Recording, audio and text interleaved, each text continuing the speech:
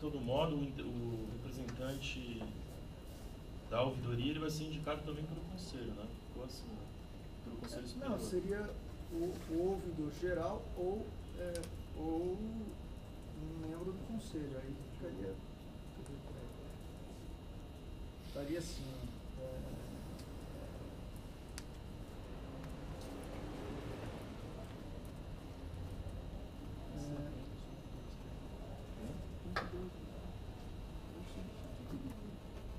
Ouvidoria geral.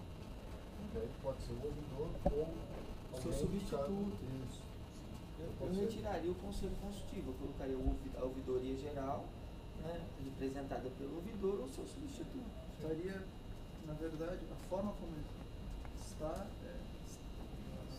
Mas aí eu acho assim. constituída por um defensor público. Constituída por um defensor público que a presidirá, por um membro do Núcleo de Combate à Discriminação, Racismo e Preconceito da Defensoria Pública do Estado, pelo ouvidor geral da Defensoria Pública do Estado ou um membro do Conselho Consultivo, e por duas pessoas de notório saber na área. São todos indicados pelo Conselho Superior. Todos indicados pelo Conselho Superior e designados pelo Defensor Público Geral. Mas aí a gente poderia, por exemplo, se o ouvidor geral indicasse alguém do Conselho Consultivo, o Conselho poderia recusá-lo nessa avaliação? Não sei se é assim. Eu acho que a gente teria que partir do raciocínio. A gente vai, então, acolher a sugestão de incluir ou de excluir.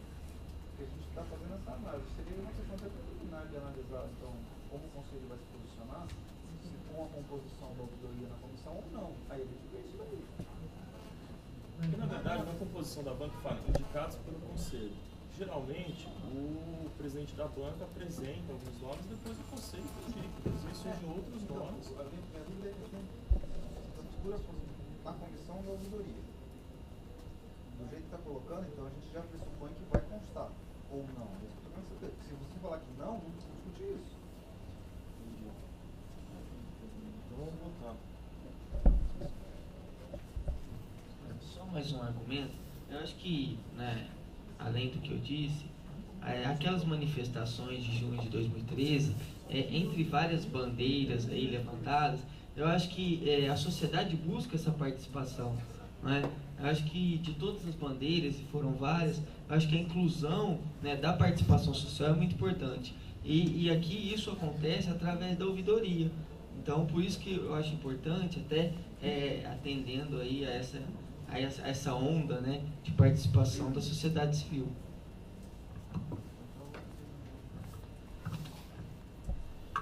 Então, tentando aqui encaminhar para a votação, a gente tem a composição. Todos indicados pelo Conselho e designados pelo Defensor Geral. Então, um defensor público, um integrante que seja do núcleo de discriminação e 3 pessoas de notório saber na área. Tá? Essa é a proposta que está aqui pelo Luiz, que foi aqui até eu encaminhei inicialmente. E aí a outra proposta do Alderon, para que em vez de 3 de notório saber, sejam apenas 2 e um indo então da ouvidoria. Né? E aí depois a gente... Mas aí o da ouvidoria também seria indicado pelo Conselho, né? Aprovado, né? Isso. A indicação acaba sendo do Conselho. Então, nos termos da proposta original, com 3 do notório saber, quem concorda mantém-se como está. Eu tinha um voto contrário a essa, que eu vou manter, então, nessa votação, vou me abster. Não. Porque a gente já tinha votado a composição anterior, eu tinha um voto contrário, então, nessa vou me abster. Qual que é, pessoal? Era a outra posição. Não agora. Também vai se abster. Os dois também. Você, ouvidoria. Mais 1, 2, 3, 4. Então, por maioria, isso é uma proposta de 3 com notório saber. Agora, todos eles sendo indicados e vencidos, conselheiros Aloísio e Augusto. Então, ficam 3 de notório saber, todos indicados pelo Conselho, posteriormente designados pelo Defensor Geral.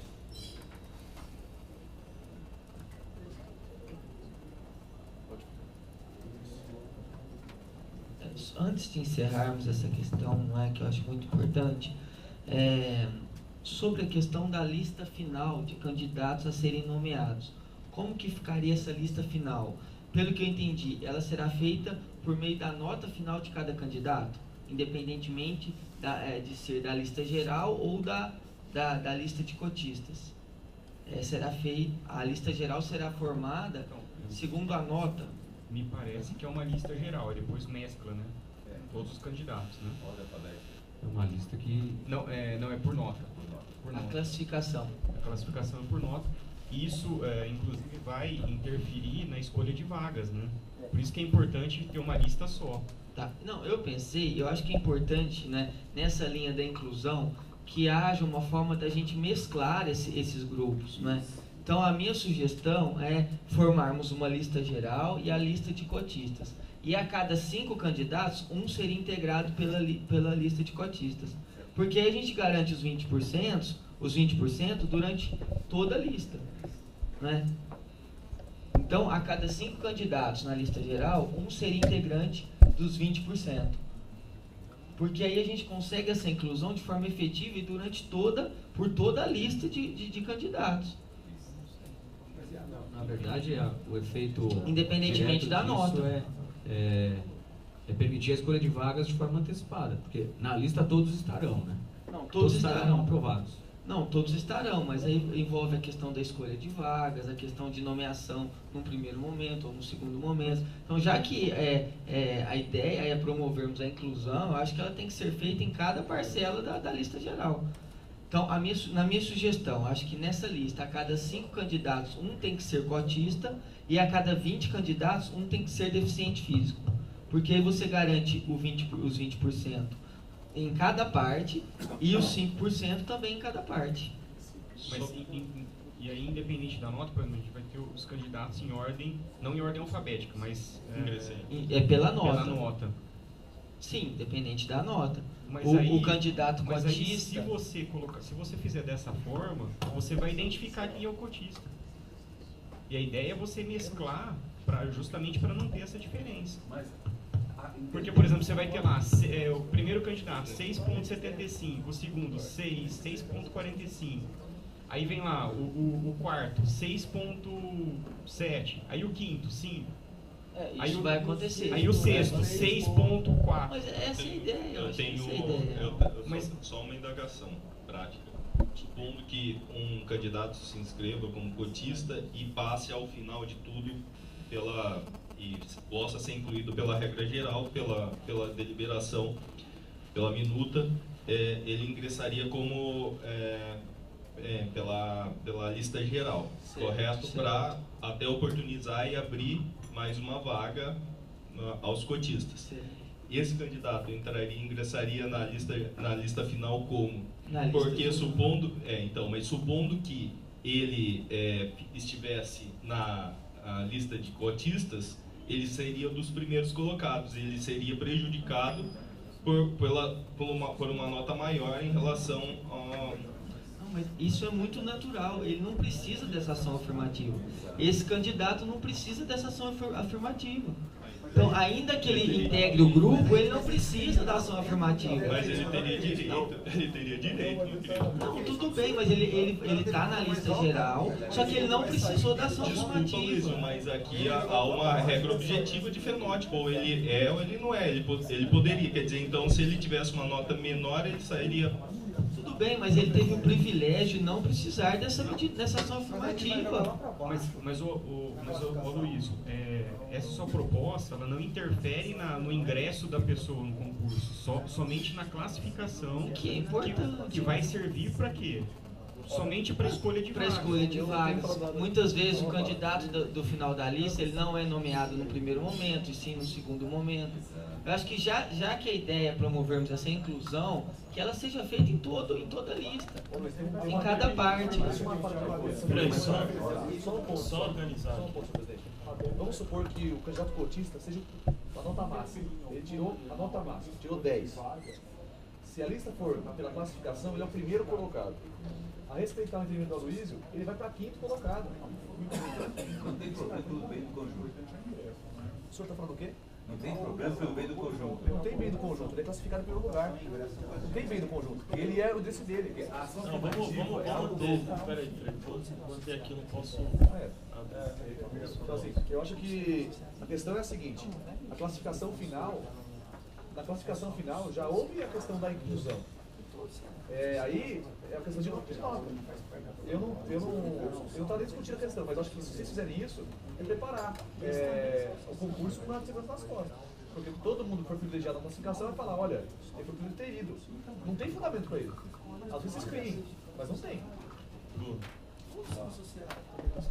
Na verdade, Luiz, esse sistema é exatamente o sistema da pessoa com deficiência. Essas pessoas que estiverem com a nota de corte abaixo da nota de corte da lista geral, ou seja, pessoas cotistas que não conseguiram uma nota de corte igual a daqueles que estão na lista geral, eles vão ficar automaticamente nos últimos lugares do concurso, mas dentro das vagas criadas e serão chamados, já que tem aquelas 20 vagas reservadas, se for um concurso de 100 vagas.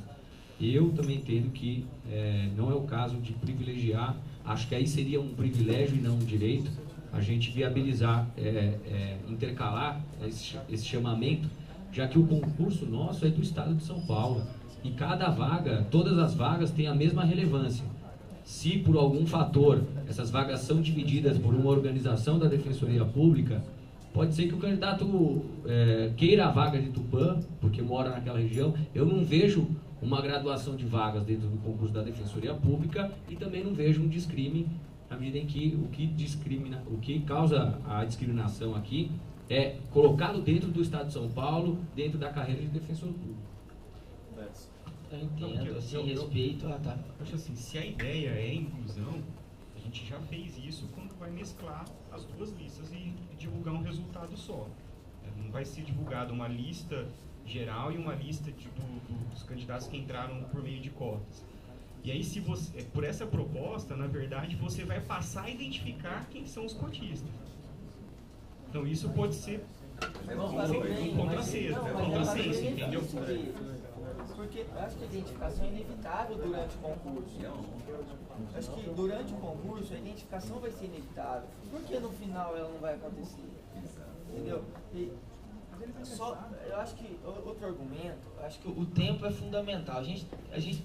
Nós estamos tratando aqui da questão tempo. Por que adiantar essa promoção social desses grupos? Porque é uma ação afirmativa e não é por conta do tempo passado isso não aconteceu.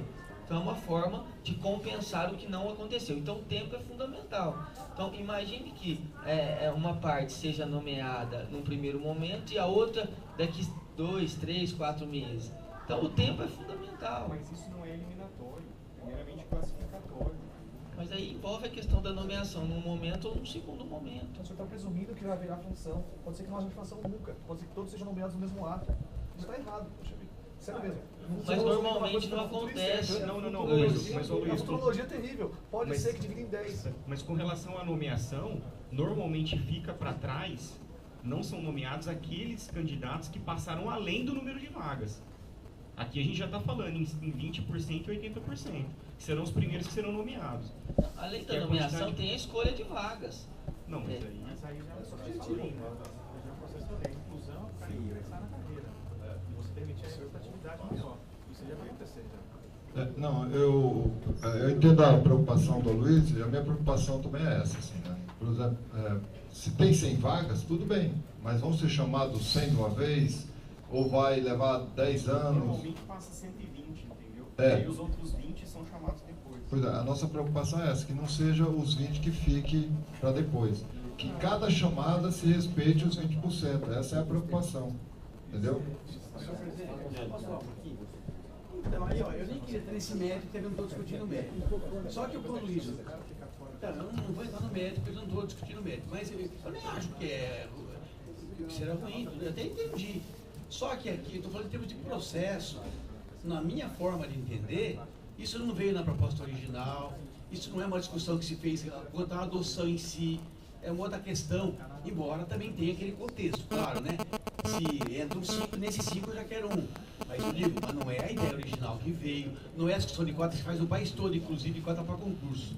Então eu acho que nesse contexto, ao final do processo, já aprovado, essa matéria é nova. Então, no meu modo de entender, sem discutir o cabimento, a razão dos argumentos, eu acho que não caberia já aqui. Talvez, quem sabe, numa próxima proposta, de alteração da deliberação, não sei.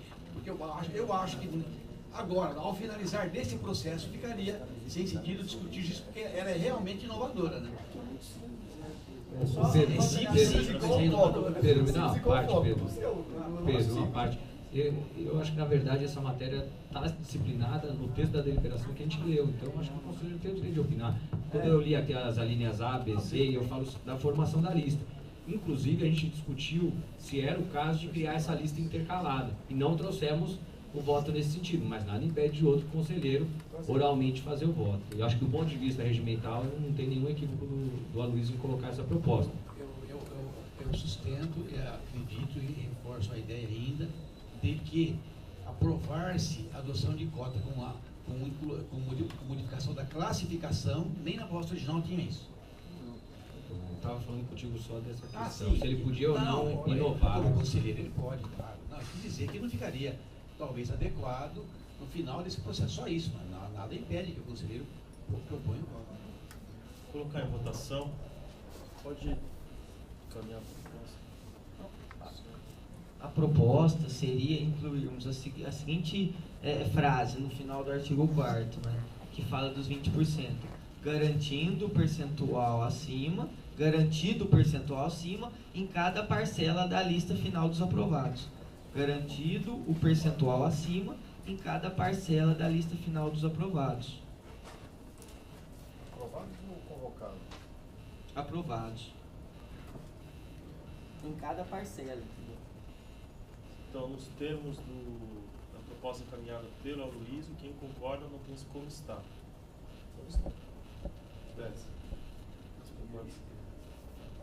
Não vencido o conselheiro Aloysio, com abstenção, Pedro Avelar, Luiz Eduardo. Só. Com abstenção, Luiz Eduardo. Então, finalizando então toda a redação, acho que então ela fica aprovada nos termos aqui como foi discutida e aí para publicação o Bruno faz, acho que, uma última leitura, né, apenas para questão de pontuação, tudo, mas todo o teor dela então fica aprovado nos termos como foi discutido nessa sessão. Presidente, só me permite aqui, na verdade, parabenizar o Conselho, nem diria assim, mas pela forma e pelo amadurecimento democrático que a gente teve no embate de todas essas questões, que na verdade trouxe para nós conselheiros a importância do respeito institucional, a importância do respeito à opinião divergente, dizer que acho que o que extraímos disso tudo é que nós somos uma carreira em crescimento, uma carreira em construção, uma carreira em construção com pessoas realmente interessadas no que é mais importante para a instituição. Respeitado sempre as opiniões divergentes, mas o Conselho é um espaço de pluralidade, né? Então, assim, não existem opiniões pessoais corretas e opiniões pessoais erradas, não existe o discurso maniqueísta do bem e do mal. O que existe são pessoas interessadas na entrega efetiva do acesso à justiça. E, nesse ponto, eu queria parabenizar esse Conselho Superior, parabenizar a Vossa Excelência pela condução dos trabalhos e parabenizar cada um dos conselheiros que estiveram envolvidos com muita coragem nessa luta pela aprovação, pela forma como foi decidido no dia de hoje a questão desse processo das cotas raciais. Eu também quero discordar frontalmente do conselheiro Horácio. A impressão, parabenizo, claro, o avanço da temática. Eu acho que esse conselho soube ouvir os reclamos da sociedade civil, mas discordo totalmente do conselheiro Horácio quando ele diz que houve democracia do ponto de vista interno. Como eu sustentei, para ser coerente com a minha fala, eu acho que a administração superior e os conselheiros aqui presentes não ouviram a carreira, não se colocaram para ouvir a carreira. Ouviram sim a sociedade civil, talvez seja isso que o conselheiro Horácio tenha dito, mas discordo totalmente de que houve, por mecanismos existentes aqui que poderiam ser renovados, uma escuta da carreira sobre o assunto. Então, obrigado. Só com relação, antes de publicar, não sei se isso é possível, permite hoje, até para o conselheiro Bruno, ler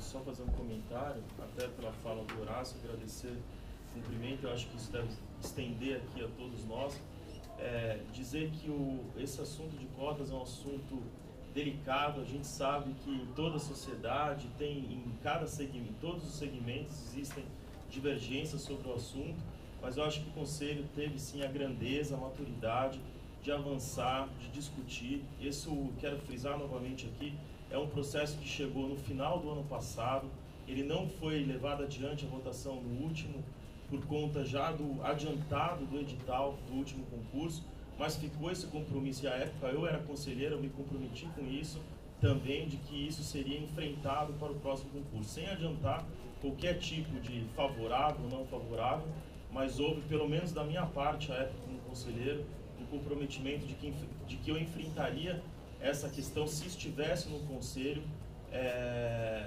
essa discussão, para que fosse incluído pelo sim ou pelo não, isso no próximo edital, né? Poderia ser pelo não, poderia ir da forma como fosse, mas o que a gente precisava era decidir de uma vez por todas essa questão que já vem sendo discutida há bastante tempo.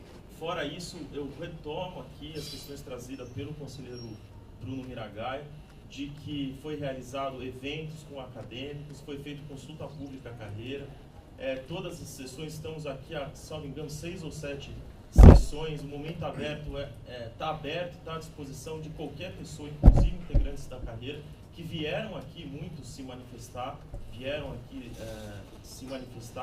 grande parte acho que favorável às cotas, mas estava aberto aqui a qualquer tipo de manifestação.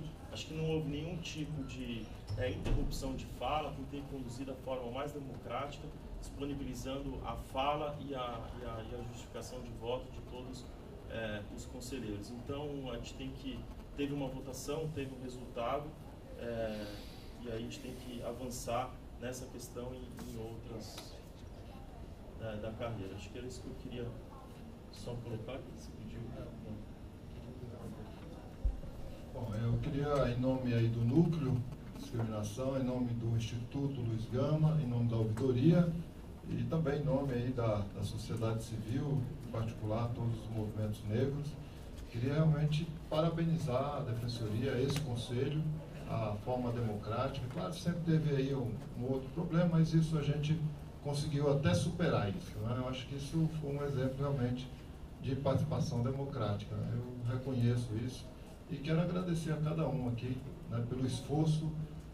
Não é uma matéria fácil, né? Eu acho que os pensamentos são diferentes, as experiências, as vivências, mas todos nós nos esforçamos para entender um ao outro. Eu acho que isso nos deixou mais maduro aqui nesse Conselho para qualquer outro debate mais sensível, né?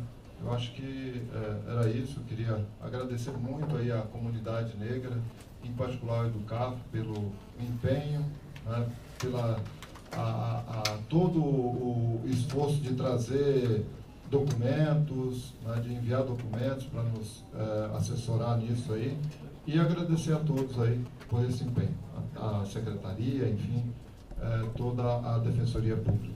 Obrigado. Obrigado, declaro encerrado a sessão. Tem uma exceção, a pauta ali com vote, mas aí tem que ser cachaçado o pedido. A gente segue o horário das 2 horas até hoje, conselheiro. Você quer pedir a prorrogação do horário? A decisão para decidir o que eu entendi. Vamos decidir, mas não vamos votar. O senhor quer que seja votado hoje? Isso? Quero que o senhor diga se a gente vai estender o horário da sessão, que todos os dias, há 6 meses, ocorrem desde as 14 horas. Eu estou terminando de fazer uma pergunta para o senhor. Você está me interrompendo. O senhor já entendeu a minha pergunta? Então pode se manifestar. Como eu disse, na minha fala inicial, por questões de colegas que me procuraram, eu pedi a inversão de pauta de processo específico. Se a inversão de pauta não puder ser analisada em questão do encerramento da pauta, do horário estabelecido regimentalmente nesse cumprido, isso tem que constar, porque foi o que eu pedi. Então, é somente isso que eu pedi. Não estou falando que vamos votar, estender a pauta, não falando nada disso. Não é muito, mas é que, conselheiro, não é condizente com o que vem acontecendo até hoje, que os conselheiros têm diversos anseios, diversas propostas de inversão, exceção à pauta, e quando não se chega ao final, mas chega-se ao teto regimental, se encerra a sessão e nunca ouvir qualquer conselheiro dizer que havia necessidade de consignar em pauta algum pedido anterior. Mas se o senhor, então, entende que é imprescindível consignar na ata, acho que consignar na ata pode. Mas se for votado a inversão à pauta, eu acho que tem que ser julgado. Não faz sentido a gente votar uma inversão à pauta e não julgar hoje. Não, deixa constar em ato que eu pedi para o conselheiro reservado para a inversão da pauta. Qual que é o nome do processo? Eu acho que ele já tinha pedido. Eu nem queria agora, mas eu acho que está errado. Eu acho que na hora que ele pediu, é que não foi apreciado. Tinha que apreciar. Aí aqui que se falou, depois a gente vê isso, tem que apreciar. Aí se negasse, estava negado, ótimo, mas não se apreciou. Então, agora, se apreciar agora e for aprovado, ele teria que pôr em voto, né? Agora, se for negado. Está fazendo a mesma coisa. Claro que aqui cabe a discussão da urgência, não sei como é que é. Eu nem sei o que é o processo, na verdade. Só o melhor juízo não. Não, o melhor juízo não. Então o erro, acho que foi não apreciar na hora. Não tem problema, porque o São Paulo fala da presidência, eu fiquei até podemos colocar após. Não, então isso eu vou votar, assim. Só uma coisa assim, Coloca a votação. Então, deixa constar a exceção. Após as 2 horas, não foi apreciado. É votar se inverte ou não, não é o processo. Mas a gente continuaria a votação hoje? Não, se aprovar, sim, né? Mas não vai ser aprovado, vai? Qual que é o caminho? O caminho é esse. A gente vai ter que votar, discutir o voto, todo mundo vai ficar aqui até as 3 horas. Ele propôs inversão. O regimento fala que para inverter tem que ter urgência. Ele poderia falar 1 minuto ou 2 sobre se tem urgência ou não. E aí a gente vê se concorda ou não. Não, se quiser, vai ter que tirar.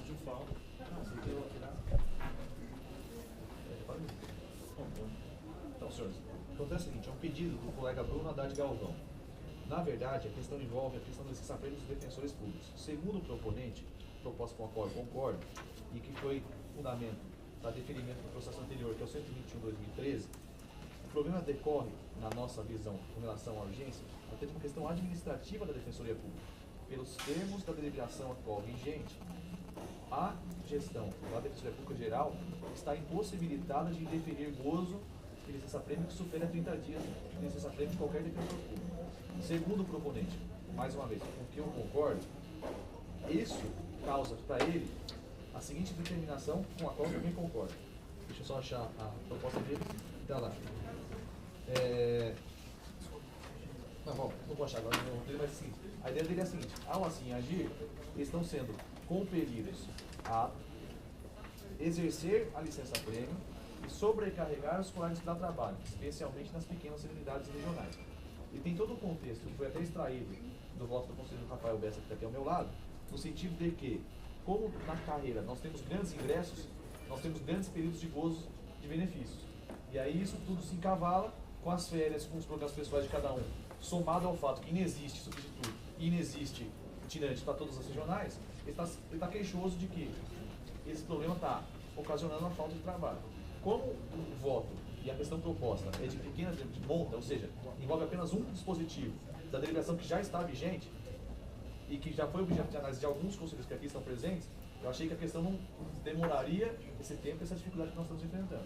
Então, no meu conceito, a urgência é gestão. A urgência é da gestão. Na verdade, para o colega defensor público Bruno Haddad Galvão e para o Luiz Eduardo, essa questão não tem tanta relevância porque não sou eu que faço o gerenciamento da máquina. Mas o problema dele é, haverá encavalamento de licenças-prêmios, férias e qualquer outro tipo de benefício dos servidores, que gerará a necessidade de certa maneira, a administração gerenciar. Vai indeferir, fazer o quê? Hoje, passaram 30 dias, não cabe indeferimento. É isso. Ô, conselheiro, vou retomar um pouquinho a nossa pauta. Essa pauta tem 5 páginas, 4 páginas, e esse processo é um dos últimos que são listados, né? Dentre os diversos processos que estão na pauta, identifiquei pelo menos 3 que Vossa Excelência seria relator ou teria feito pedido de vista. Todos estão prontos? Então, eu acho importante a gente votar na ordem, porque todos os outros processos também possuem a sua urgência. Um deles aqui trata sobre uma questão cara ao núcleo da mulher, um outro questão cara ao núcleo da infância. Então, particularmente, eu não concordo com a urgência exposta por Vossa Excelência, na medida em que a gente tem 5 anos para gozar o período aquisitivo de 90 dias de licença-prêmio, e isso é diluído em 5 anos. Acho que se tiver essa urgência e a administração superior identificar a necessidade de alterar o voto que foi proferido pelo Conselho Superior na gestão anterior e que foi delineado por um ato DPG da Defensora Pública anterior, certamente essa necessidade vai ser corrigida pela Defensoria Pública Geral. Agora, muito me preocupa, identificando uma pauta tão extensa, verificar que tanto a votação da semana passada, em que se pediu exceção ou inversão à pauta, e também era um dos últimos processos, como este processo que se pede às 14h10, o que jamais aconteceu nesses últimos 6 meses, se referem a processos que trazem vantagens imediatas a determinadas pessoas, defensores públicos, e os outros processos que também possuem total relevância, não são identificados com a mesma urgência. Senhor presidente, a patente que é fim de escrever. Eu queria só fazer um... Sim, eu quero tentar, inclusive, mas eu quero conciliar, tentar só encaminhar para a gente, até para o C210. Eu ia procurando isso aí mesmo, encaminhamento.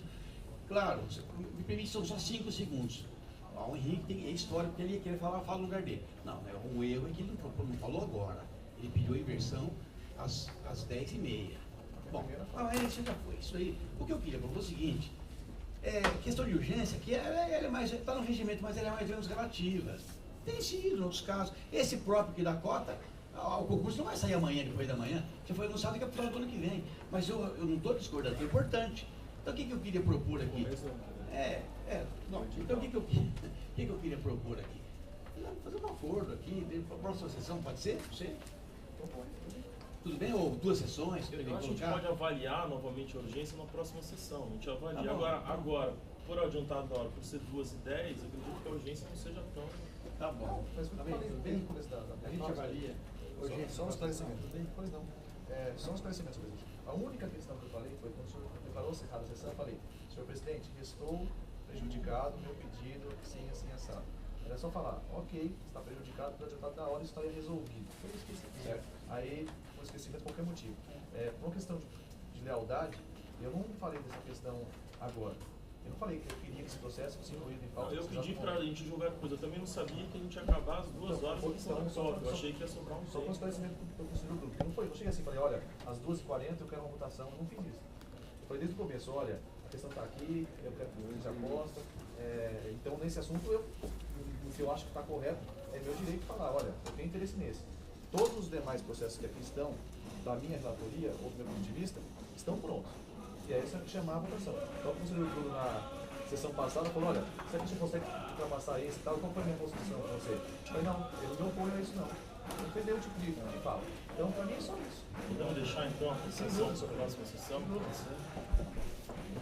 Então declaro encerrada a sessão.